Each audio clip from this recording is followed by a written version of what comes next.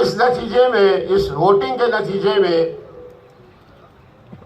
جناب حجت الاسلام والمسلمین راجہ ناصر عباس جعفری آئندہ 3 سال کے لیے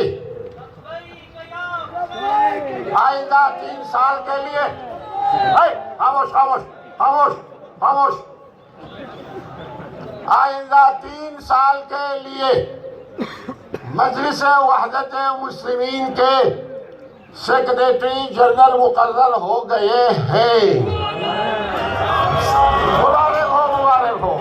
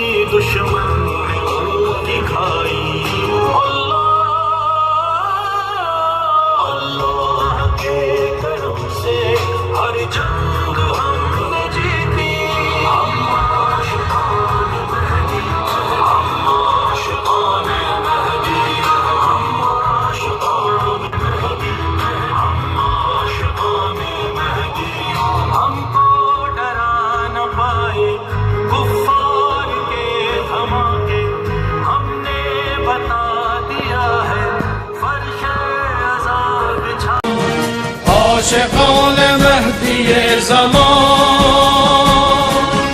انقلاب ارض و آسمان،